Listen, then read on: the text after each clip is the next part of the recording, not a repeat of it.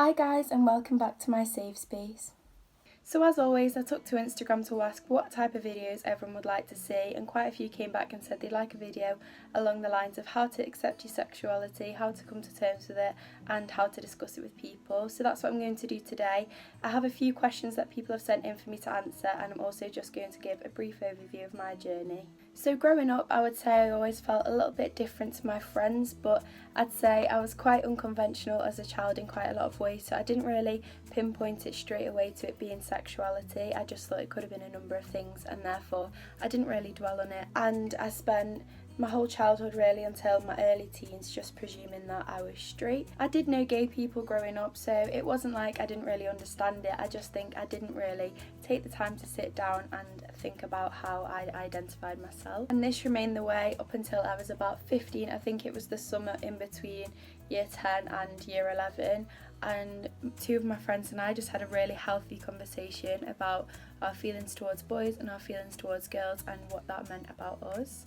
And it was only really after this conversation that I actually went home and thought maybe I didn't like boys as much as I might have thought I did as a child.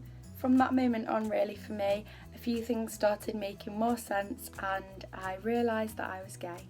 Now for me, it really wasn't an overnight realisation. I know it's absolutely different for everyone, but it did take me quite a while, and I really did find the process very, very difficult of coming to terms with everything and accepting my feelings and what they meant about me. But in terms of support from other people, I did have it very, very easy, and I do wish I could say that everybody has it as easy as I was lucky to have had it.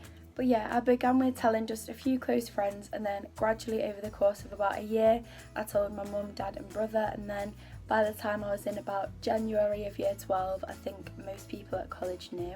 And as I said, I was very widely accepted and people's opinions of me didn't really change after finding out, so that was amazing. And from there, my self-acceptance and confidence really has continued to grow. So yeah, that's a brief overview of my story and my journey with sexuality, and now I'm going to get into the questions. But as I said before, I did have quite an easy journey in terms of being accepted and being around people who aren't judgmental towards the community. Everyone's journey and everyone's circumstances are different, but I'm just hoping a few people can relate to this and it is helpful for some people. So the first question I'm going to answer is how not to judge yourself / how to accept yourself.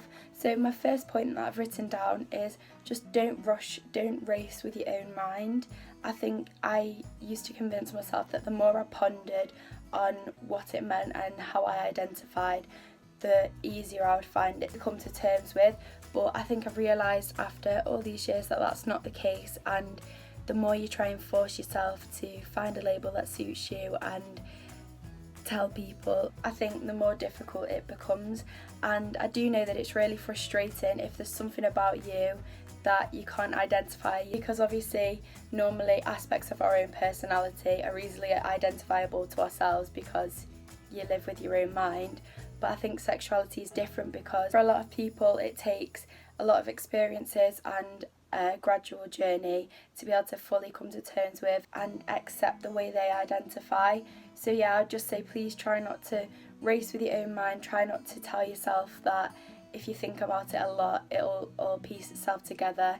Just give yourself time and be patient. Also for this question, but more for people who find it quite hard to fight internal homophobia and find it quite hard to accept themselves, I would just say think about it from another person's perspective. Would you judge them?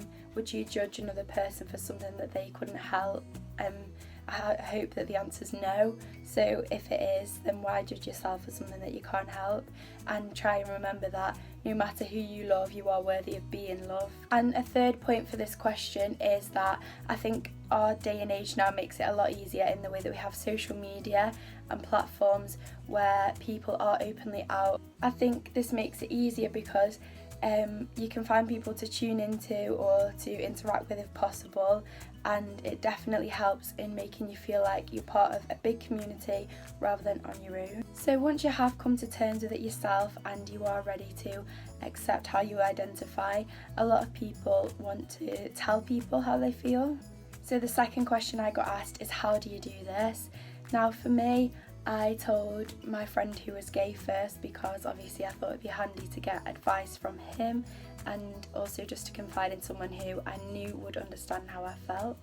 And I do know not everybody knows gay people growing up and stuff, so even if it's just someone who you know you can trust and you know will do their best to understand you, I'd say they'd be the best person to talk to first, just so that you know that you're going to get a nice response and it will ease you into telling other people. I do think most people's main concern with telling people is how they're going to react and the fear of rejection.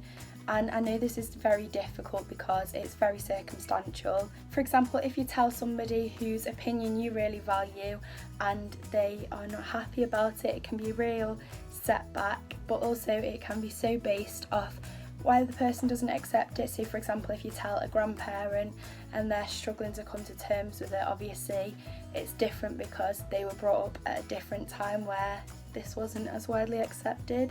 But my honest opinion is that if you tell someone who doesn't really have the ability to blame their upbringing and is just generally judgmental, my biggest advice would just be to try and limit time spent with them as much as possible. And I know it's definitely difficult to cut people off, but if somebody doesn't accept something about you with no valid reason, then it's draining on your life and draining on your ability to be yourself and be comfortable as yourself.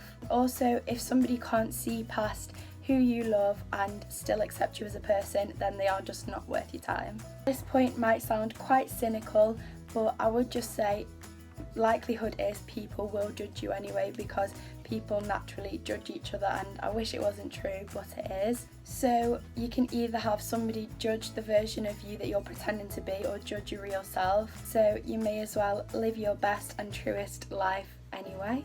And thirdly, if you remove yourself from your own situation and think about it from another person's perspective, it's probably very small and minor in their lives.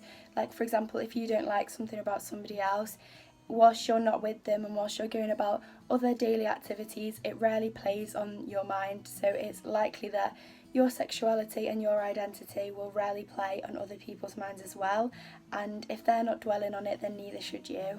Another common question was how to find people to date. Now obviously there are platforms specifically designed for dating, like dating apps, but I would also say social media is such a good place in general, with apps like Instagram and Snapchat and Twitter, to find people who are also of the same orientation as you and looking for someone to date. Obviously, if you didn't know the person before you started chatting to them online and you do decide to go on a date with them, it is important to have measures in place to make sure everything is legit and safe. But other than that, I would say social media is so handy because, as I say, there are people who are openly out and openly looking for people. Now I think that is the majority of questions that people sent in answered, so I hope that has helped some people out there. And I know, as I said before, everybody's journey is different. It's a lot harder for a lot of people than it was for me, so obviously some of my answers might seem too simplified to be able to apply to some people's lives, but hopefully there are a few people out there who can relate to a similar journey to the one I've had and hopefully find this helpful. I think when I was struggling with coming to terms with sexuality, I would have found something like this very helpful, so that's my aim. I'm hoping that someone out there will watch this and be able to take something from it. Again, I'd just like to say thank you so much for all the support on the last few videos. I really do appreciate it, and I really do hope you are enjoying it. If you do have any other questions, feel free to either leave them in the comments or DM me if you want it to be confidential. And yeah, I really hope you enjoyed, and I really do hope to see you in the next video. Thank you so much for watching. Bye!